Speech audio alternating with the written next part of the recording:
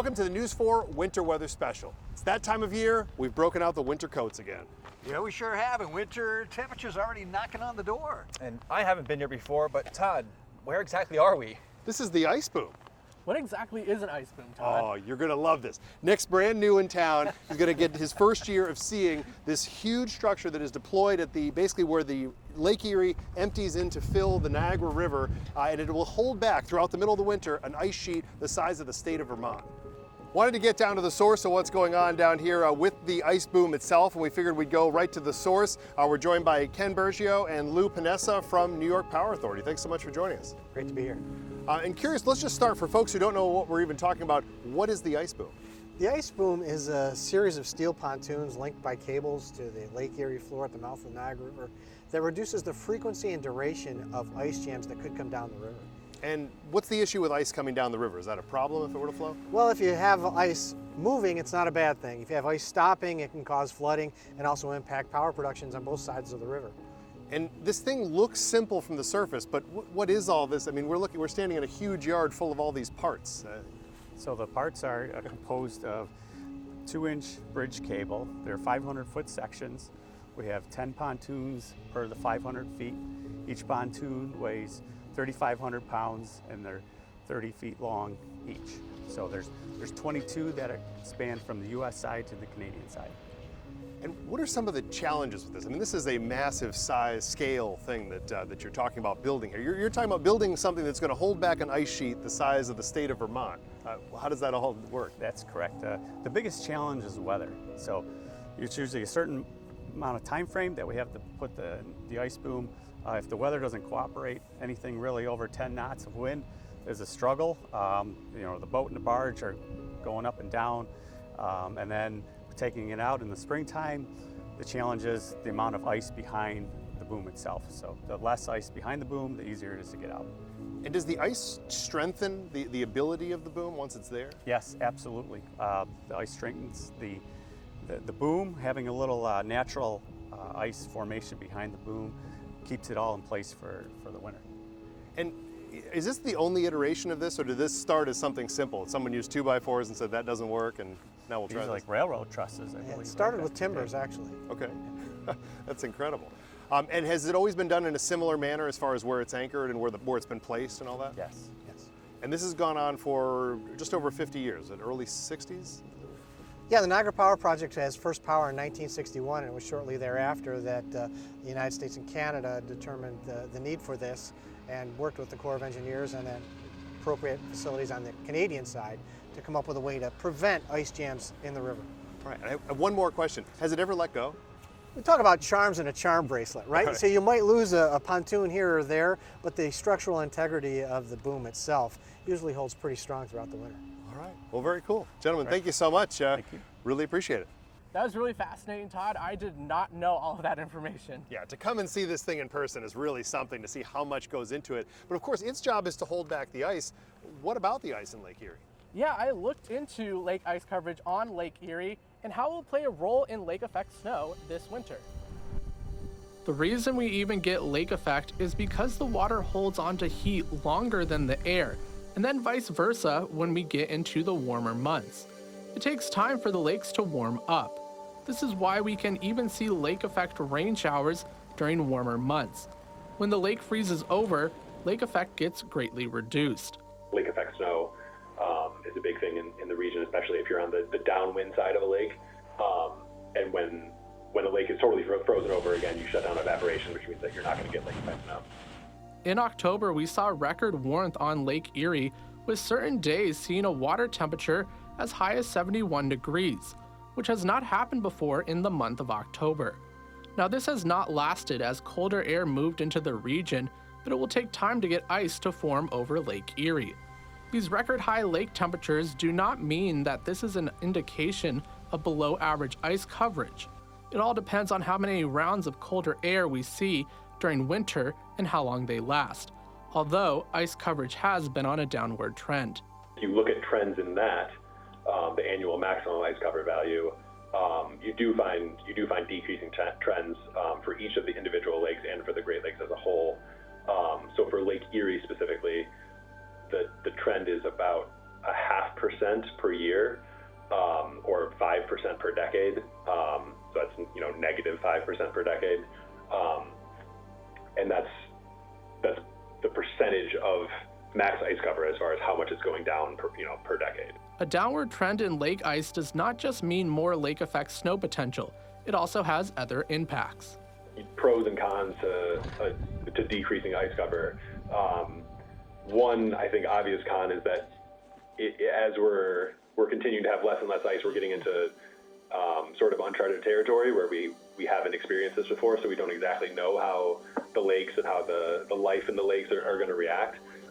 There also are some pros to less ice cover. There's a very large commercial shipping industry in the Great Lakes, and they're significantly hindered by high ice cover. So when we have low ice cover years, that is sort of a helpful thing for the economy. I'm loosely aware of some biological concerns with low ice cover. I know that there are some microorganisms and even fish that use ice cover for their spawning cycle, and there are certain diatoms that grow in the ice. So the ice cover is actually a helpful environment for some things that are the basis for the food web. So less ice, obviously less microorganisms, and then that's going to trickle off the food web. Last winter was mild and Lake Erie only froze over about 40%, and this winter has the potential to be mild once again. And you know what wasn't mild last year? The historic Christmas blizzard. I'll talk more about that coming up. Oh, that's for sure. We solicited all these questions from the viewers concerning the upcoming winter, and we had some really great ones coming in. Dave sent this in. He says, do you think the Buffalo Metro and Newitt towns will get a lake effect blizzard like we did last Christmas? The answer on that is coming up.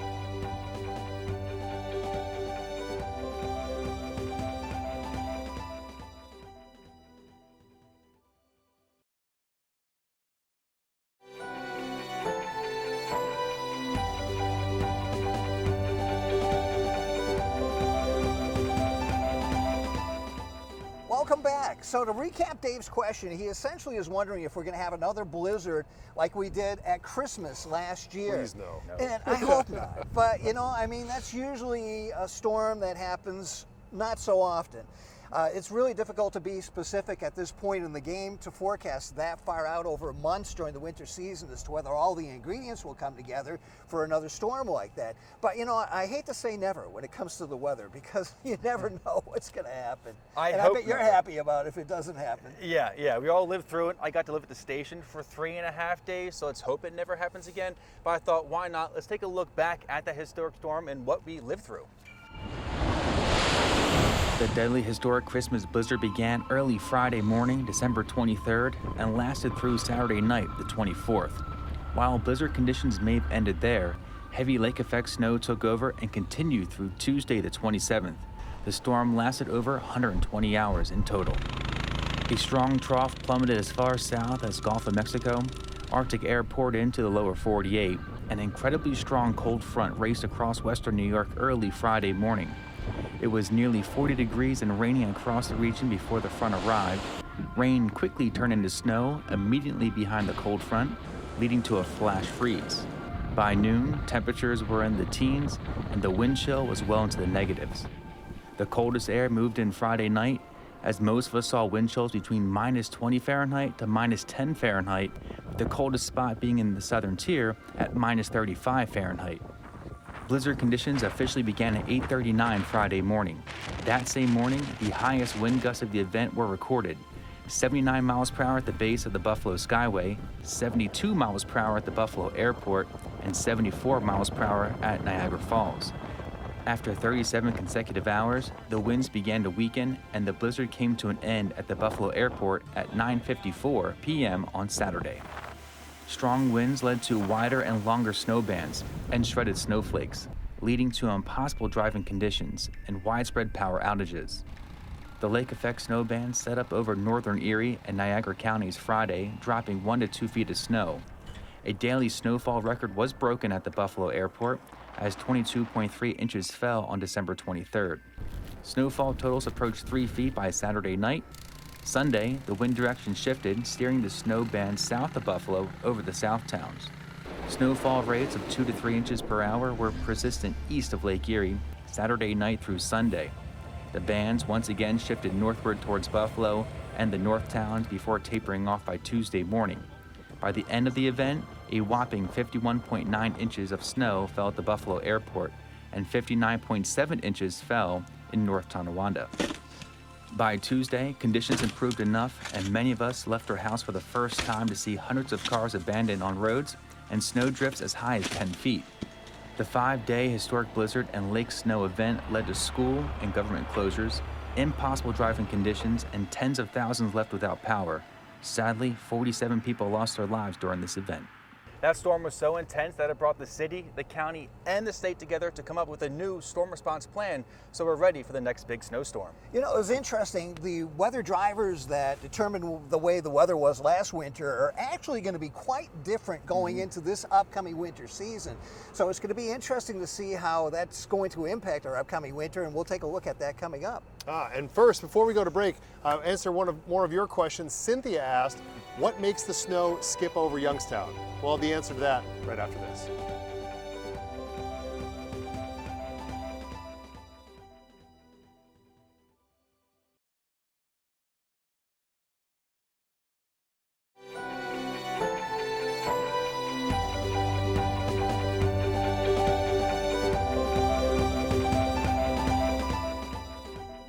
Welcome back. To answer Cynthia's question, why does snow seem to skip over Youngstown? The answer is it doesn't skip over Youngstown. You just depend on the larger events that all of us get in on. There just isn't really a good wind direction to put really effective, heavy lake effect snow into, say, places like Youngstown or Lewiston. Think of it more as, say, what goes on down around Wellsville or, say, even into Potter County, Pennsylvania. You're not quite as close to the lake or not as directly linked. You just don't see as much snow. Now, that said, all that lake effect depends on a pattern, and I know, Mike, you'd looked into that. Yeah, you know, it's so difficult to produce a forecast for upcoming winter season because there are just so many multiple factors that come into play. And you've probably heard in the news that we have an El Nino event going on this winter. Typically, that does produce some warmer than normal temperatures across the northern tier of the United States. But there are other factors that come into play, and sometimes they can kind of work to offset that. So I got into that in my report. Well, ready or not, here we go. Time to take a look at another winter season that awaits us. Recapping what happened last cold weather season, aside from a major pre-winter lake effect snowstorm which impacted the area during the month of November, we actually warmed up a little bit during December temperature-wise. Of course, the month ended with the blizzard, and then readings recovered again for much milder than normal temperatures for the remainder of the winter season. Well, so far, the long-range computer forecast guidance has done a horrendous job at forecasting the pattern, at least so far this autumn season. Even though we started out the month of October with a few pretty balmy days, in fact, days were averaging about 13 degrees above normal, that was whittled away pretty quickly due to much chillier than normal temperatures that returned during the remainder of the month. Now, as we get into November, there are hints that it's still going to be pretty cool out there. This is one of the long-range guidance products out of the National Weather Service Climate Prediction Center, which had been forecasting pretty mild than normal temperatures across our area for this season.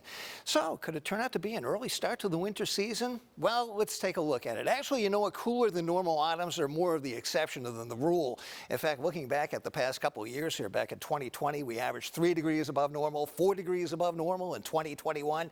And last year, we were about a degree above normal. So there seems to be some differences in place here as we head for the winter season. In fact, speaking of which, a lot of the patterns that were in place at least last winter are almost like totally opposite heading into this winter season. For the past several years, we had something called a La Nina going on. This is colder than normal water temperatures hugging the equatorial Pacific, extending from South America eastward into the western areas of the Pacific near the dateline. Well, that has now evolved into a warmer than normal temperature pattern in the sea surface temperatures, or again, right along the equator down here. Right now, the core of the warmest water temperatures are found near South America. But there are some hints that they could actually migrate back to the west closer to the dateline. That would have a major impact on what type of weather we have around here this upcoming winter across North America, including our own neck of the woods. So during a typical El Nino pattern, this is what happens, okay? It's typically milder than normal across the northern tier of the United States. The jet stream, the polar jet, bulges up into Canada, so that locks up all the really cold air up in that direction. But notice that the eastward extent of this influence kind of fades fades off to the east of western New York. Now, in addition to that, across the southern states, it turns chillier than normal. This actually is another jet stream down here. It's called a subtropical jet, and actually can even bring some tornadoes to the state of Florida during the winter season. In addition to the cold and the warm weather patterns across North America, also it tends to be drier across the northern states with that bulging jet stream up to the north, and it becomes wetter across the southern states down here, which definitely would be a good thing given the heat and also the dry conditions that were encountered down there during this past summer season. Now, I don't want to complicate things too much, but that's one of the factors in our winter forecast. There's another one, and this is something that's really difficult to forecast far out. Usually it's about 4 to 17 days out that we know this is going to be happening. But it's something called a blocking pattern. It typically evolves with a strong fair weather system developing across Greenland, and then it kind of bulges back to the west across Canada into Hudson's Bay. What it does is it buckles the jet stream, and whenever that happens, it opens the door for the delivery of much colder air pouring southward out of Canada into the Great Lakes and perhaps even the Northeast. In addition to these two factors, there are many other things that can come into play during the winter season to determine whether we have a much colder than normal winter or a much warmer than normal winter. Stay tuned. You know, I know this may sound very complicated, but you have to keep in mind that all the factors that are in place at the beginning of the winter season can also change during the season as we go along. Yeah, and coming up next after the break, we're all going to look at our winter weather outlooks and what we think is going to happen. We'll also check in with the woolly bear caterpillar. We get plenty of photos of these sent in, and we have one from John Tucker. Can we trust the woolly bear caterpillar? Answer coming up.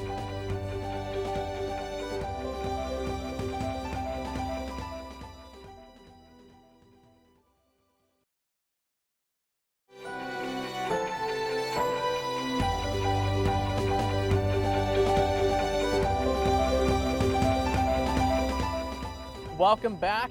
Let's talk about the woolly bear caterpillar. Guys, can we trust it? I don't know about that. I don't know. I'm not so sure either, but I don't want to take the woolly bear's job away. It's a very cuddly looking insect. But one thing that's unique about it is it does have 13 segments to its body, and they change colors, or those colors throughout those 13 segments, and there are 13 weeks in winter. So I see how people have come to trust it over the years. No matter what, I think we can do better, especially as a team. So when we give our winter forecast, we always talk in relation to average because it gives us kind of an idea of above or below average. And we're looking for December, January, and February. The average for Buffalo is 28 degrees. Considering that we've had records set all summer and on into the fall globally, I'm leaning toward an above average temperature winter. And I'm kind of thinking, actually, that factors may come into play to produce a near normal temperature forecast this winter. I'm also thinking above average temperatures for at least December and January, maybe at average or slightly below average for February. I'm thinking for this upcoming winter, we stay above average with our temperatures. I guess I'm the standout here. Yeah, hey, let's just put it all together. We'll find out. This all verifies at the end. Now let's talk about the snowfall. This is the big piece that everybody wants to know. How much am I going to have to deal with every year and all that, and some years can be massive. But let's talk about the averages, because the averages for snowfall are different depending on where you live across Western New York or our Pennsylvania counties. Some of the lesser numbers you'll find up around, say, Youngstown and Lewiston in that 50 to just about 75-inch range that extends over into Orleans County. And a lot of this, as you start shifting south, you just become slightly more exposed to Lake Erie lake effect. And that really starts to bump up the potential, especially as you get down closer to Alden and Marilla, and especially places like East Aurora. The elevation also helps for a lot of these areas, but your position in relation to the lake is a big one, and that's really where it wins out. You win out in places like Colden and Glenwood, down where Kissing Bridge is, even the Concord areas in that 100 to 175 inch on average range. Yes, some years are much bigger. Even places like Hamburg can have huge years, especially that eastern half of Hamburg and the higher elevations. Get down to Cattaraugus County, the numbers are pretty substantial until you go just south of Ellicottville, which works out really well for Western New York ski country. Those are just the numbers that Mother Nature produces on average, never mind all the man-made snow that shows up on those ski hills. Shift far enough south, especially into southern Potter County, the numbers really drop off, and that just depends on those larger systems that get all areas, because you don't get much lake effect there.